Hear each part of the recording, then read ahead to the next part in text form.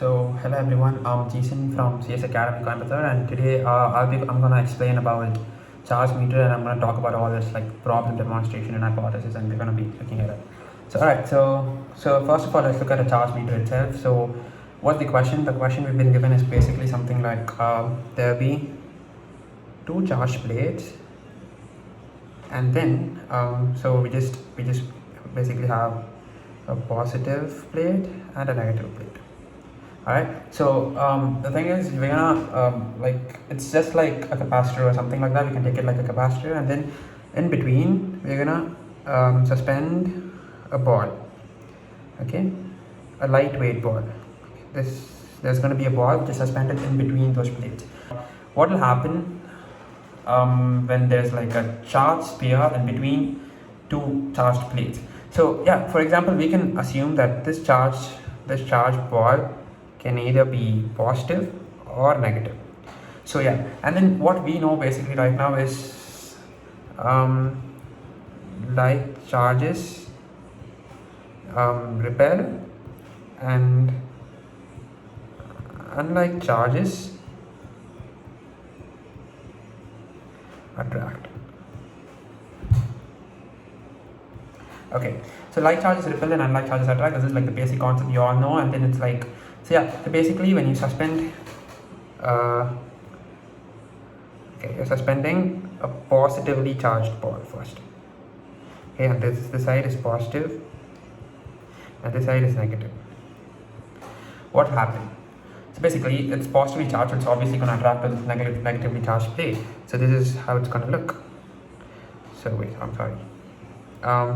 It's going to get attracted to the negative side of the plate. So it's like positive, this is negative, negative, negative, and this is positive. So see, our question is not just this. Our question says that we're gonna have a setup like this, something just like this. We are gonna have two plates and the ball in between, and the ball is gonna be charged. So our main aim in this experiment is to make the setup. Use this setup to calculate. Okay, our main aim is to use this setup to calculate the charge on the lightweight ball.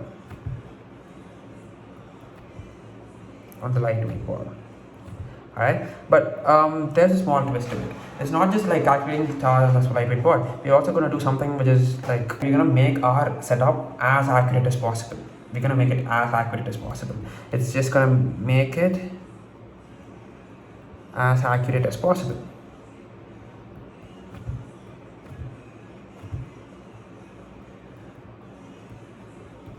Shit, okay, sorry.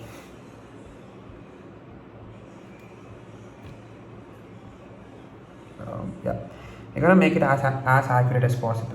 Alright, so for this, what are we gonna do? We're gonna create an hypothesis first. We're gonna just assume if we do this is gonna happen. That's what we're gonna do in the very beginning. So like our hypothesis would be, okay, now just get on with the hypothesis. So it's like we just go on with the hypothesis, which says something like, okay, our hypothesis, I've already done it in my laptop, so I'm just gonna copy it down. I'm just gonna write it. A device can be made as accurate as possible. Okay, even the slightest charge. Okay, this is even when the slightest charge in the ball is, even when there is a very small charge on the ball. Even when there's a very small charge in the ball, we're gonna be able to measure the charge on the ball. That's the whole thing about. And then okay, so how are we gonna do this? We're gonna assume that like if you do this is gonna happen. We're gonna achieve this by some way. So how are we gonna do that? So it's like, okay, this can be done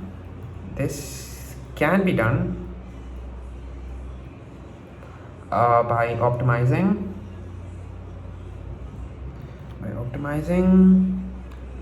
the device. Yeah, just gonna make changes to the device, which is basically to minimize external factors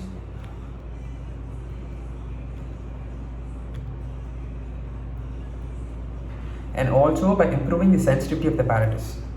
Okay, this is like something like we don't really care about, or like we don't really make note of most of the time, but it's actually plays a very important role in this experiment. It's like, and the improving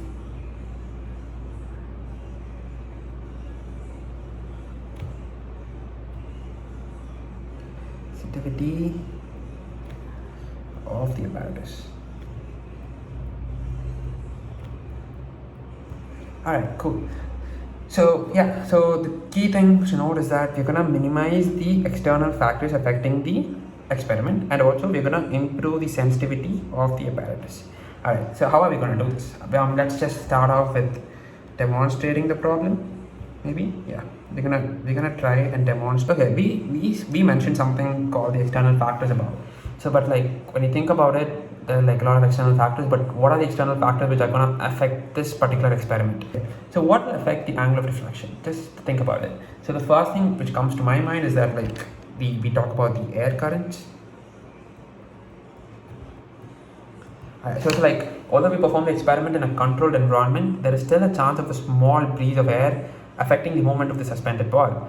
This would introduce errors in the angle of deflection. So we have two plates here. I'm so sorry.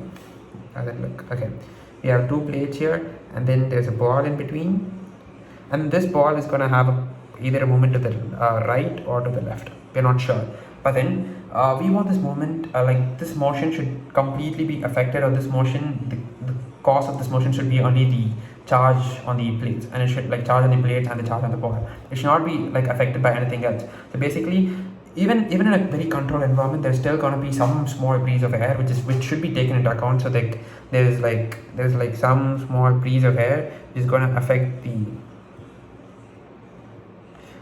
motion of the ball. It's either going to move to the right or the left. It depends. All right. So yeah, so this is something we have to make a note of. And then there's another variable which we are supposed to take a note of, which is basically the tension. So why am I talking about tension? So tension is actually plays a very important role here. We have the suspended ball here. Tension is nothing but the force acting on the ball itself. So when there's tension, when tension or the force on the thread increases, what's going to happen? Obviously, the motion of the ball is going to be affected, which means the angle of deflection, we can just call it alpha, is not going to be equal to the expected or the actual value. I'm sorry, it's not going to be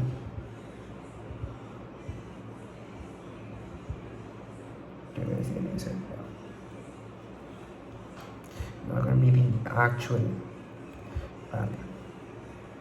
So yeah, so this is much of it, and then we should also look at the sensitivity of the apparatus.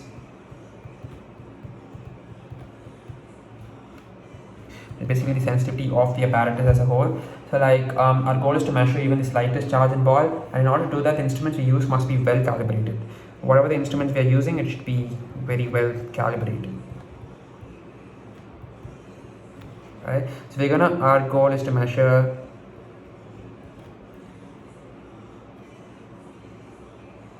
the angle of deflection of the ball, which is going to be some degree from the okay, wait, this is going to be it.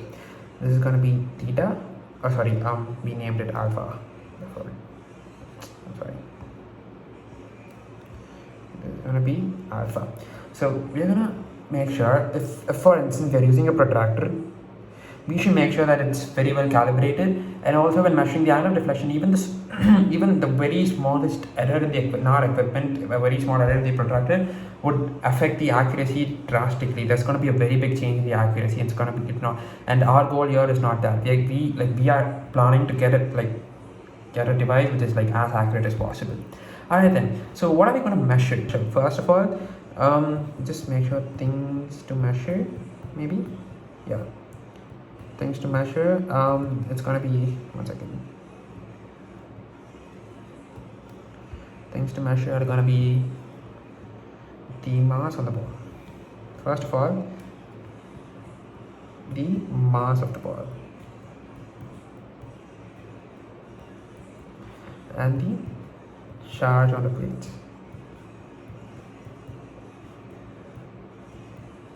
These are like two main things I'm gonna measure right now. So why the mass of the ball? Because we know that there's like a charge mass like there's a charge mass to charge ratio, which is frequently used in electrodynamics, which is electromagnetic fields and everything about. Yeah, that's it for this experiment. So like this is how it's gonna be, and this is our hypothesis, which is like, yeah, they're gonna minimize all the external factors and they're gonna improve the sensitivity of the apparatus, and they're gonna make a device which is gonna be very accurate.